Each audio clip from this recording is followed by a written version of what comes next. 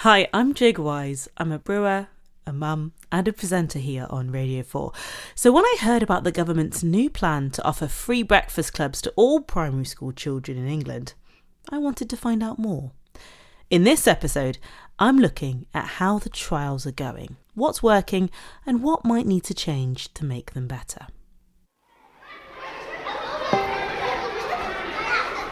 My name's Ethan. I always come to breakfast club. I usually eat just maybe a waffle. We usually have this egg and tomato muffin. It's very nice. We're in the hall at Holy Trinity Primary School in Tottenham, North London. The doors open at 7:30am for a paid-for club. Then from 8:30 to 9, the school runs a free breakfast club session. Good morning, everyone. This is our kitchen. This is Bob, our chef. You see our chef that comes in to help making of the food in the morning for Breakfast Club.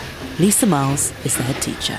They're doing an amazing job. We've got Emma, our chefs in school, who's helping us with our menu. This has been designed specifically for the children to have a healthy breakfast in the morning. We're testing things out, but there's a few favourites. We have pizza bagels, we have banana muffins, we have chocolate porridge. What's the other one, Bob? We have the egg muffin, that was yesterday. Baked eggs. Oh, and boiled eggs. That's gone down very well, which I was surprised about. So I think the hot option has really been a boost for getting children coming because their friends will tell them, oh, I've had this today. It's part of a government trial run by the Department of Education to explore how schools can offer all primary school-aged children a free breakfast in a 30-minute club before lessons begin. 750 schools are piloting the early adopter scheme, each funded based on attendance and free to design their own club. Our free breakfast club was decided to be bells and whistles, really, because we wanted our children to have the very best option. Everything's freshly made. We had to think about all of these things before we started. Our resources, our health and safety, the budget, training of staff and also employing extra staff. It has to be for half an hour. So in order to do that, we had to change our school day times. So we changed it from 8:50 coming in to 9 o'clock in the classroom. So that enabled our staff to start at 8:30 and then we had a full half an hour. We had to purchase intercoms to let children in a different gate. There were some barriers, but we found solutions. Moving forward, I want to think about how to get more families to bring their children in. It's a really amazing start to the day. In the school kitchen, head chef Bob Foster is prepping for lunch. Homemade sourdough pizzas with red cabbage salad. We cook everything from scratch, nothing processed really. We're proud of what we do here. I know from other schools that we are offering a good meal here. Is that your kind of mantra to cooking, or is that something that's... Yeah, it always has been. I have 2 kids of my own and I give them a healthy diet from day one. You know, I was responsible for everything they ate pretty much from the minute they were born, and it's always been part of my life, food and kids. Bob used to be a postman. About 3 years ago, someone spotted his talent, and with the support of the charity Chefs in Schools, he trained for this role. Now, he's feeding 180 pupils a day. Making it fresh is the cheapest way to do it. I'm within budget here without any difficulty at all. I think it's more expensive if you buy the processed stuff. How do you balance leftovers? Well, we've got the next day things can go out and kids get seconds on a daily basis if they want it. We've got after school clubs, so a lot of it can be repackaged for an after school club, you know, maybe roast beef on a Thursday and then that's made into a shepherd's pie on a Friday for the club after school. Back in the main hall, it's Tara Norris and 3 other teaching assistants running the club. Children are meant to register daily. As part of the government trial, they need to be sure how many are taking up the offer. But no one goes hungry here. We don't pack up until 9 o'clock, so if they do come in and they ask something to eat, then of course we will give them. There's food always available for children. We never say, oh, you have to wait. And if they have a packed lunch in the classroom, I will always say you can have a snack from it. We have fruit time as well. The older children get it, the younger children get it. We just try to encourage healthy eating. It gives them all the brain foods that we need to have a productive day. And I just think without eating, you're grumpy, to be honest. I am, if I say so myself. So food is very important to us all. My name's Sky, I'm 10 and I'm in year 6. So my dad drops me off and he goes to work because in the morning my mum has to get up at 5 a.m. to go to work because her trains don't come until that time. And it's really easy because my dad also needs to go to work and I have to get up as well and get ready and get to breakfast club.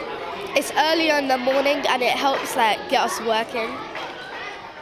So since we started in Easter, as you know, it was a trial. I think we need to get more of the Key Stage 1 children in. We're going to look at the menus again. We're going to ask our year 5 and 6 to be bistro buddies so they can come in, they have a role. If they want to, they can help serve the little children and how they can have that feeling of, I'm in here, I'm helping, I'm serving our school community. I just want to say thank you to my head teacher as well for provided us with a breakfast club. Year 6 pupil Sky. Before her, head teacher of Holy Trinity School in Tottenham, Lisa Miles.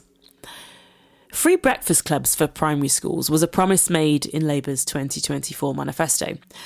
And the government has committed £315 million to the scheme, with funding set to run until the end of 2028 and 2029. 2,000 more schools will join the trial next year.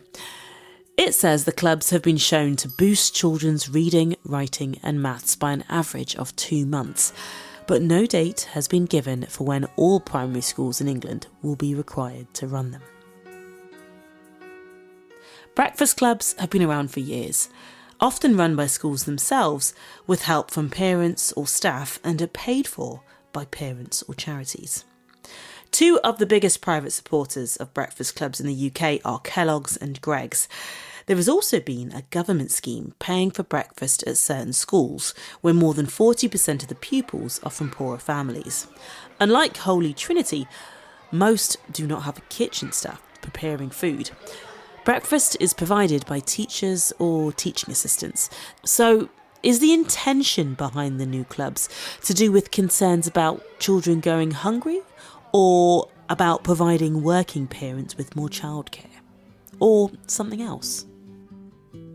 I think when breakfast clubs first started, the primary focus was on feeding disadvantaged children. I think, though, there's always been an element that parents have also used it as a form of childcare. I know when my son was little, I could afford to feed him at home, but I definitely needed the free childcare.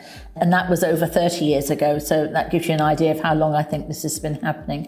Greta de Fater is a professor of developmental psychology and director of the Healthy Living Lab at the University of Northumbria, and has been studying breakfast clubs for more than 20 years. Children report better friendships, better social integration into school, as well as an opportunity to catch up on some of those academic skills. And then it actually improves behaviour across the school morning as well. Does it make a difference what kind of food is served in your experience? Completely. So in terms of sustained attention and working memory across the school morning, it's really good to serve low glycemic load food, such as whole meal food, foods that have complex carbohydrates. In terms of health, luckily, the same applies. So having low fat, low sugar, low salt foods. And one of the big things that comes out time and time from Breakfast Club, being there with your friends, modelling the behaviour, trying new foods because your friend does it.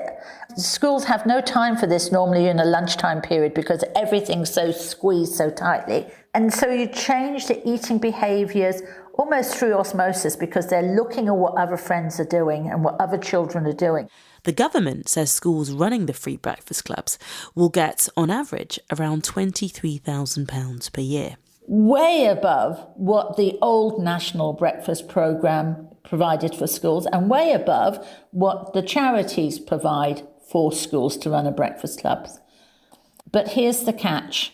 And the catch is that modelling is based on 50% uptake. And the DFE in their own survey found that the median uptake was around 30%, not 50%, and very few schools actually achieved an uptake of over 40%. Why do you think the uptake is not as high as it could be? I think there's a bit of cultural transition here. At the beginning of this interview, you asked me about, feeding, were they mainly for feeding hungry children? And I think there's been a lot of charities that have relied on funding that have been targeting breakfast at deprived communities. So I can think of, for example, Magic Breakfast, Too Hungry to Learn, right? But that's really appealing. And it's quite right what they were doing, but it's appealing to the fact that these children were just hungry and that there wasn't any real need for the childcare element. So the kind of debate between childcare and hunger. So most people in terms of public think that breakfast clubs aren't there really for childcare. They are there just to feed hungry children. And I think that cultural transition will take some time. The funding issue with the Breakfast Club Early Adopter Scheme is one of the reasons why some 79 schools that initially signed up have since pulled out. And while the government's aim is universal provision, Professor De Fater believes schools need more than just money. They need support to think differently about food. I just think that we really need to look at our school food system right the way across the day. If you run a hotel or bed and breakfast, you don't have a different caterer providing breakfast and then a different caterer coming in and giving fruit and veg and then a different caterer coming in and giving lunch.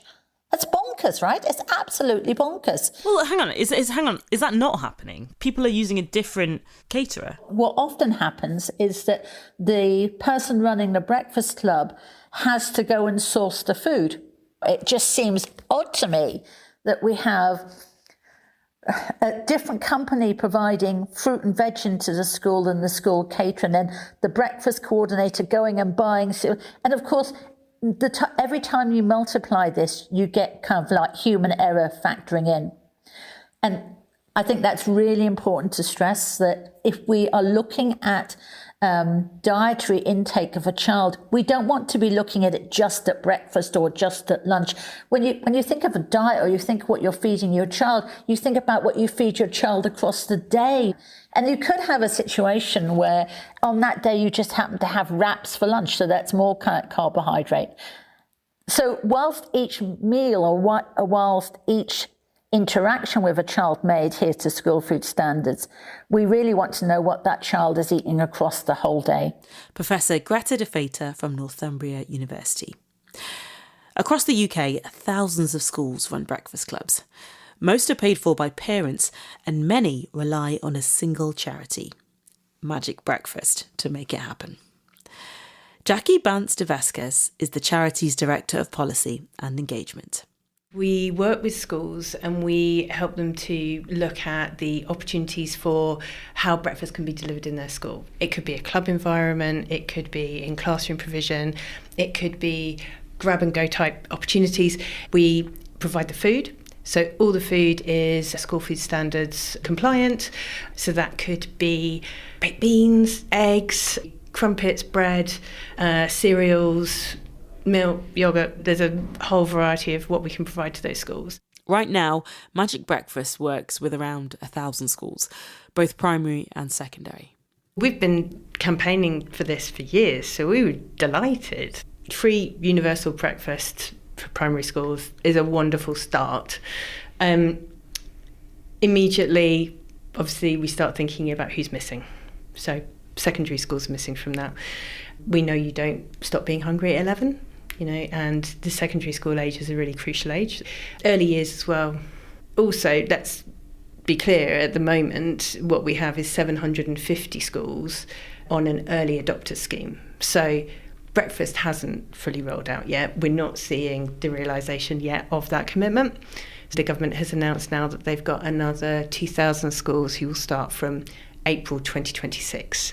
So given that there are 16,700-ish primary schools across the country, that is a small proportion of the primary schools. The rollout is just starting, and we're keen for that to move as fast as possible, but there's still absolutely plenty, let's not get it wrong, plenty for Magic Breakfast to do across the country. What's working, what's not working in the current pilot? There's lots that is working. One of the things that we're most concerned about is that it's quite rigid in terms of the 30 minutes beforehand and the club, and what we know works with the schools that we work with is that you have the flexibility that it might be in a hall, but those school facilities might be that it's better in a classroom, or there might be another place to put it. So thinking about what's the context of the school and how can the government ensure that their programme is adaptable, flexible enough for each one of those schools. And so that's something that we've been looking at.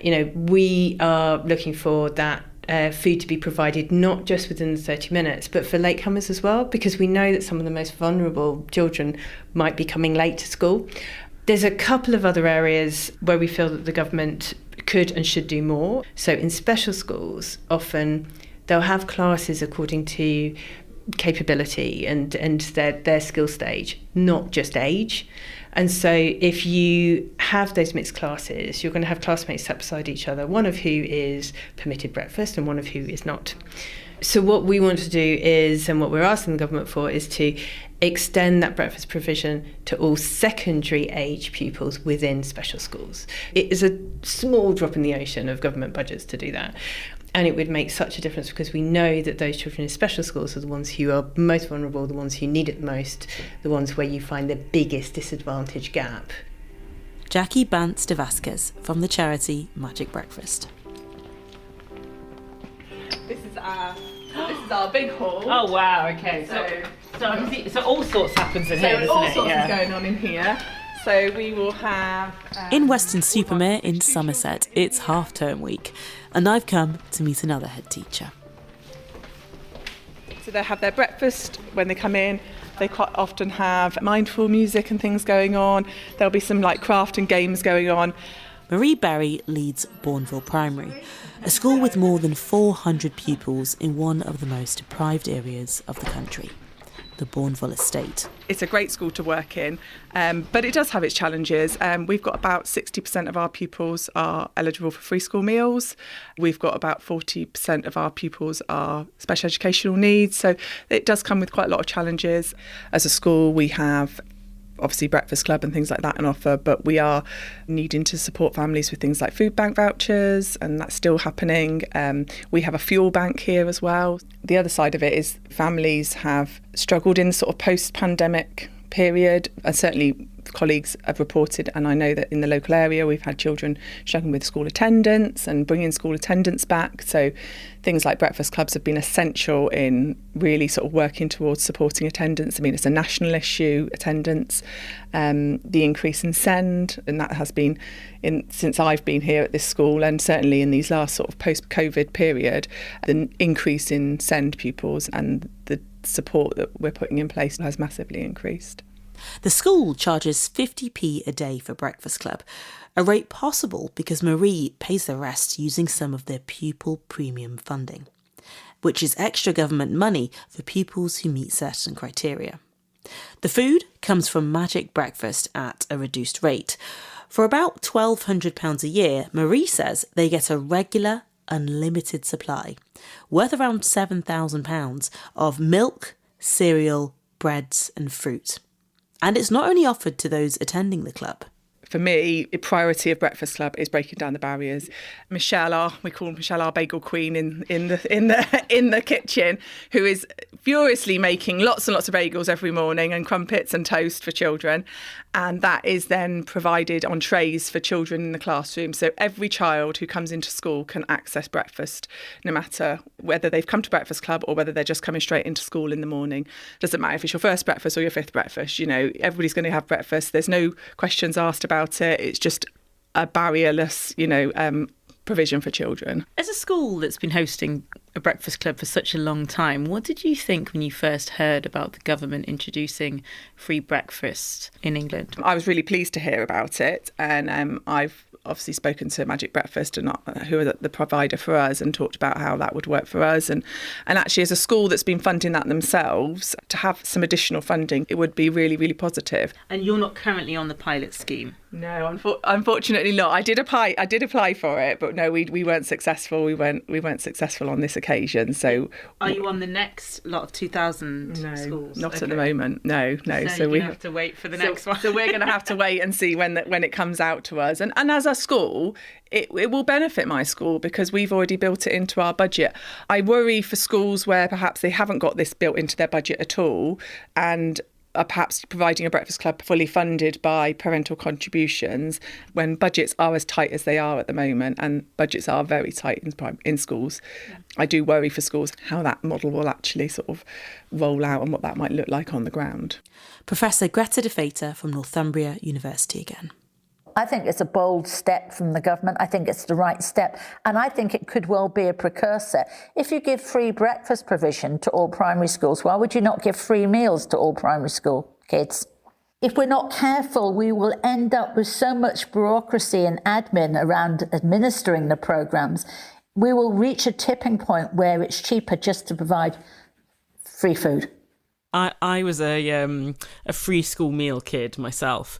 I think about some of the complex feelings you have around being a free school meal kid. I mean, and part of that is shame. And I think about not having that in my childhood. That would have been quite a thing. Yeah. So I was a free school meal kid in the days where you had separate queues and separate coloured tickets, which is why I'm really glad that the Breakfast Club is universal. So you're not attending the Breakfast Club because you're poor, right? We've got to get over that. Breakfast becomes universal. However, the challenge then becomes what happens to secondary, because suddenly at 11, when you move up to big school, you're no longer entitled to a free breakfast, but you're still developing. You're still going through puberty as one of the biggest growth spurts. Now, I'm sure that is a funding decision. But I think that now is the time to really get the government to look at the whole school food system as a total kind of like framework and see how we can make savings. And some of those savings could go towards secondary provision. Things look quite different depending on where you are in the UK. In Wales, schools have to offer breakfast if parents ask, though some still charge for the childcare part, which can be confusing. Scotland's just started testing free school breakfast clubs in about a quarter of primary schools, and in Northern Ireland, there's no national scheme, but some schools use other funding to run clubs, often charging a small fee.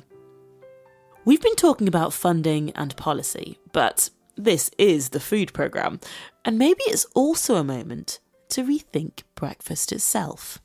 Maybe there's more to breakfast than just filling a gap. Why do we eat the same things every morning? Toast, cereal, repeat. And when did that routine become the norm?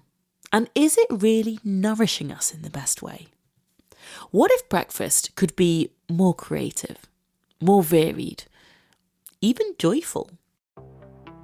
With breakfast, there's always been this sort of cliched, magical meal that we are always told is the most important meal of the day. And I don't really know that many people who really put a sense of joy or pride into breakfast in any culture. That's Michael Z. He's a breakfast connoisseur.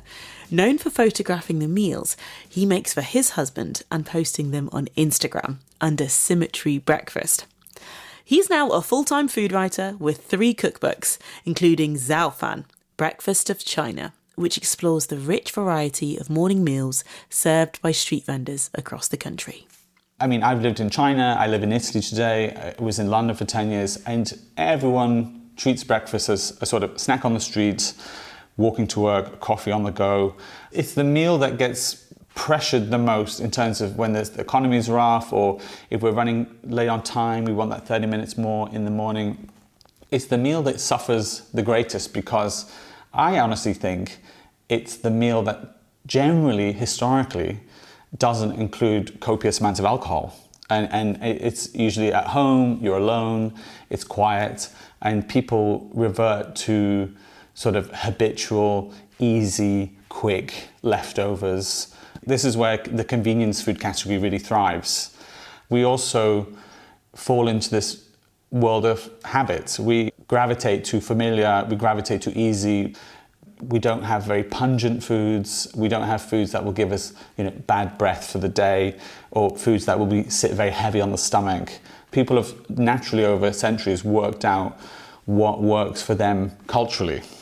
British breakfast culture today is very different from British breakfast culture from before the Second World War. Historically, you have a lot of great dishes like kedgeree, or a full English breakfast that would be eaten much more regularly than it is today. And these are sort of indicators of supply chain, of international influences, of empire, in a way that those sorts of influences have diminished. I think this is why breakfast for me is such a fascinating subject, because it's like a lens for so much. A lot of your work is looking at what other cultures eat for breakfast. You live in Italy now, you used to live in China. Do you know if school breakfast clubs are a part of school life there? This was a fascinating bit of research for me to do. I have a lot of friends who are school teachers in China, and I asked from different schools, different age brackets, and the reply was that in all inner city schools there is a breakfast provision, usually between 7 and 7:30 in the morning, and it's something like dumplings, noodles, soups, steamed buns, vegetables. And for inner city schools, there is a fee that's usually around about £1, £1.50.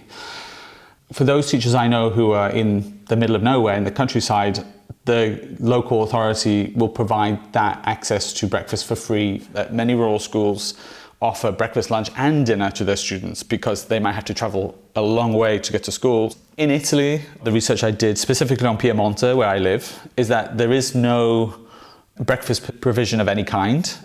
Schools will have a morning break, and most of the time students have to bring their own snacks. Lunch is provided in many schools for a fee. For a country like Italy that's so proud of its culinary heritage and its access to high quality food, it's actually quite behind the UK when it comes to educational provision in schools for food for students. Could you tell me about some of the breakfasts that have come from leftovers that you've discovered in your research? One of the interesting ones from China is a dish called pao fan, which is sort of rice soup. So it's not congee in the way that congee is cooked. It's almost sort of like a cousin of a risotto. Pao fan is the rice from the night before and the pickles and the meat and whatever you have from the leftover from the night before with a bit of broth, and you make this sort of soupy rice. And that is a very classic sort of home breakfast. That is a very classic current dish, I would say, in China. From my research about Italian breakfasts pre-industrialization, Italy is a milk and soaked bread culture of breakfast. So when I was living in Bologna, a sort of historic breakfast from Emilia-Romagna was the whey of the cheese, the bread, and then a splash of Lambrusco wine.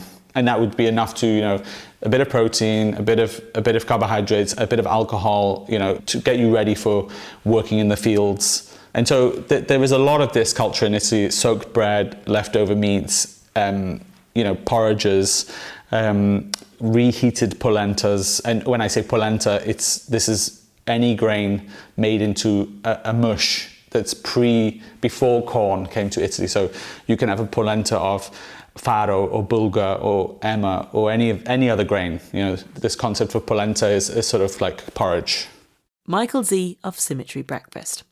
While we were in the process of researching and recording this programme, the government announced the names of 4 commercial partners they'll be working with on the Early Adopter Free Breakfast Club programme.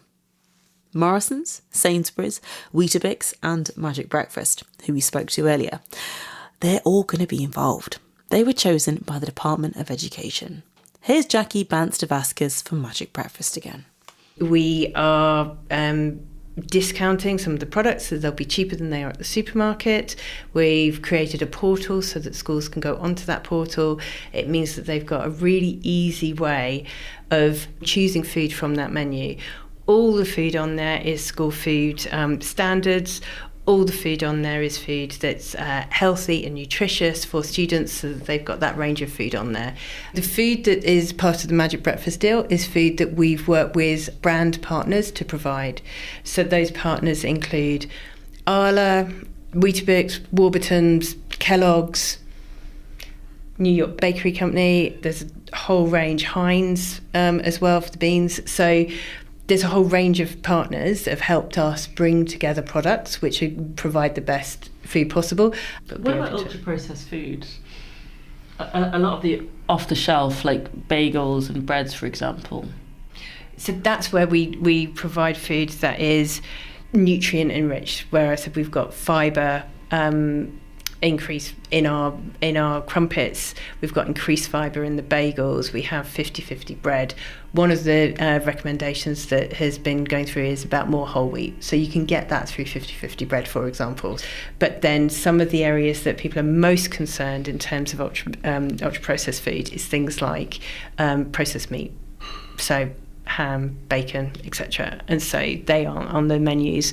Also increases in fruit and veg, and that's something that we've been able to introduce relatively recently to our menu, both to the charitable side and also is on our menu for the early adopter schools as part of the business partnership.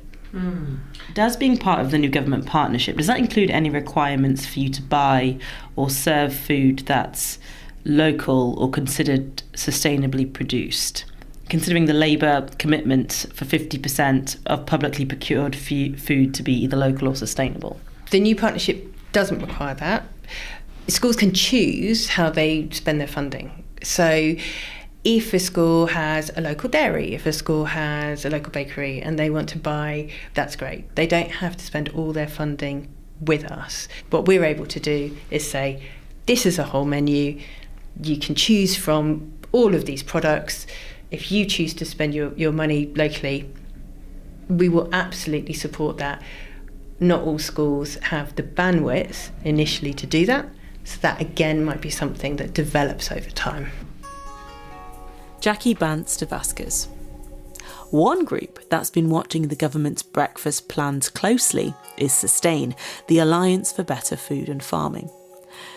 Barbara Crowther, who heads up their children's food campaign, told me why they were uneasy when companies were invited to partner on the programme. I think the concerns for us were around which partners would be chosen. So whilst the products that those partners would offer into the breakfast programme had to align with school food standards, sometimes the companies that supply those products don't necessarily have a full range of healthy products. So if that company's brand starts to become part of that breakfast provision, so, if you imagine Kellogg's, for example, have got healthy breakfast cereals and sugary breakfast cereals. So if Kellogg's branding appears on breakfast clubs, that's a concern for us, that it's a way of companies seeing promotional and marketing opportunities finding their way into those breakfast clubs. So we really want to make sure that the Department for Education, in putting out those offers to business, that they're not offering kind of marketing and promotional and branding opportunities in a way that's going to start influencing children's choices, and children are very impressionable. So that was really important for us.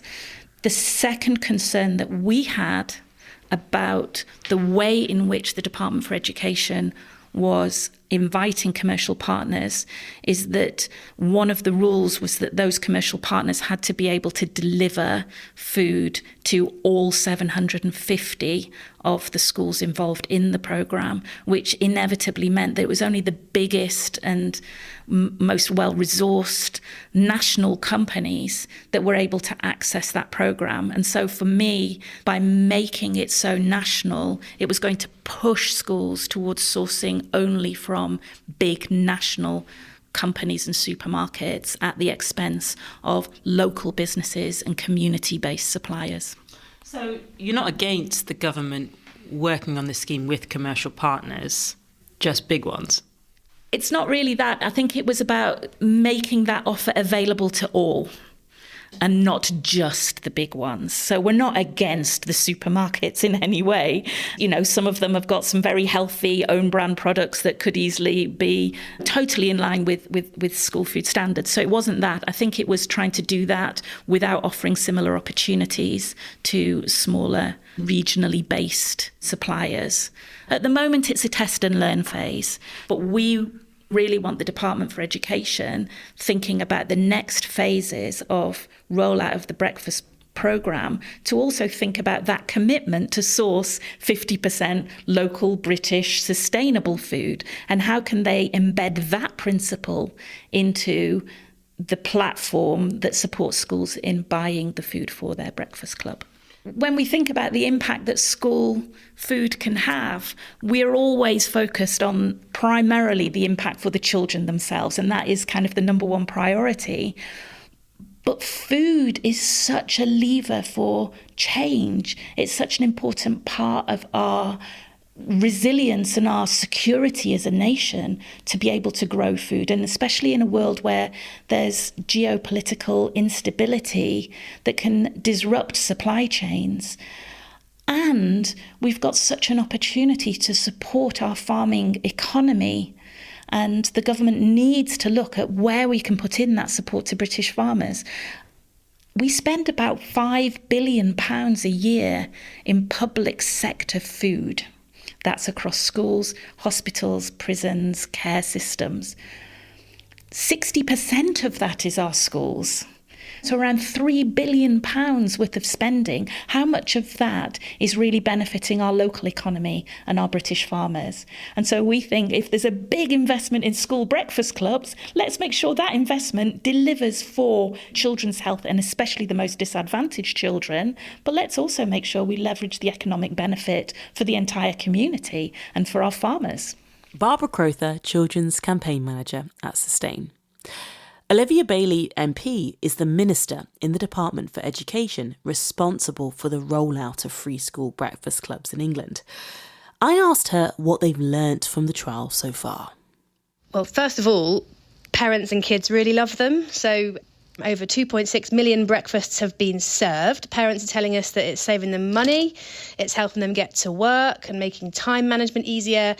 And the children are getting a great nutritious breakfast, they're getting a soft start to the day, and that's helping with attendance, concentration, their well-being. So the trial of 750 schools, are there going to be any changes made to the scheme in the next phase of the rollout? We're clear that this has always been a test and learn. We wanted to do these initial schools so that we can make sure that we're getting this right. We'll be taking those learnings forward into the next phase when we announce our 2,000 schools for the start the national rollout. For example, we have indicated that we're going to have more funding in this next phase, which is really positive, and we will be taking all of the lessons from the first phase, and we'll be setting out more details on that in due course. At the moment, the provision is based on half an hour of childcare and breakfast. Does that mean breakfast for latecomers won't be funded? It's up to schools how they adopt the model that we're setting out. But what we are saying is there does need to be this 30 minutes of childcare for free, and there does need to be this nutritious meal offered. And then it's up to schools. And there's lots of different ways that schools are delivering this model. There was a special school in Birmingham, for example, that have more restrictive times on home-to-school transport. So they've been able to still provide an offer for children who cannot arrive early enough for the breakfast club by repurposing a little bit of time that was previously used as a soft start in the school day. As I say, it's about providing that flexibility for schools and trusting that school heads and school staffs know their pupils the best, and they can, within needing to provide a meal and that 30 minutes of childcare, do what they think's best for their setting, their context. You've just announced the organisations you're bringing in as commercial partners for the scheme. So Magic Breakfast, Weetabix, Morrison's and Sainsbury's. And what role will they play within the scheme? We're really pleased that these fantastic British businesses are getting involved to support schools offering these breakfast clubs. So Magic Breakfast, it's going to be a partnership with discounted items. Morrison's, it's free delivery, which, for example, for rural schools is massively beneficial. And Sainsbury's, a £200 gift card. And with Weetabix, it's a kind of bulk discount on Ready Brek and Weetabix. So these are really practical things. Just one of many measures that we're taking to support schools with this rollout. And will these companies be allowed to promote their brands within the schools? No, there's been no promotion of brands. It's about supporting schools with costs and making sure that these clubs are being delivered well. One of Labour's pre-election promises was for at least half of all food procured by the UK public sector to be either local or produced to higher environmental standards. Will the free breakfast clubs be serving local food or food produced to higher environmental standards? Absolutely, and that's one of the reasons we've got these fantastic British businesses working with us on the partnerships that we've announced. We are really determined to make sure that local and high quality food is available in schools, and we continue to work with schools to do that. I mean, will you have a means of checking what food is being served? Do you have a method of monitoring it? We have got school food standards which schools are expected to follow. And that would, for example, say in a breakfast club, you'd want to see high fibre options, you'd want to see kids being served a piece of fruit, perhaps options like porridge. This is currently the case with the school food standards that we have, and we expect schools to follow the school food standards that we have, and we believe that they're doing the best to do so. There's nothing in the plans currently to provide breakfast clubs to secondary schools. I mean, why is that? You're correct to say that we're focused on delivering free breakfast clubs in primary schools. It's our judgment that is where the evidence shows, for example, the benefits on attainment for providing this free breakfast club. It's also where the obvious childcare benefits sit the most. And so that's why we're focusing on primary schools for this free rollout of breakfast clubs, which, by the end of this Parliament will be in every primary school in England. Olivia Bailey, MP. So will the government's Best Start breakfast clubs truly change mornings for families? Will children embrace them? And might UK producers feel the benefit too? It's a story we will keep watching here at The Food Programme. And we'd love to hear your thoughts. Email thefoodprogramme@bbc.co.uk. For now, the final word goes to Marie Berry, head teacher at Bourneville Primary in Weston-super-Mare. Whether this is about breakfast, whether it's about childcare so that parents can go to work, what we want fundamentally is this to be a really successful project that is run out across all schools, and that it doesn't become a massive hardship, and that it's not another massive workload for schools, that it's something that's fairly straightforward to roll out and that fundamentally has a really positive impact on children.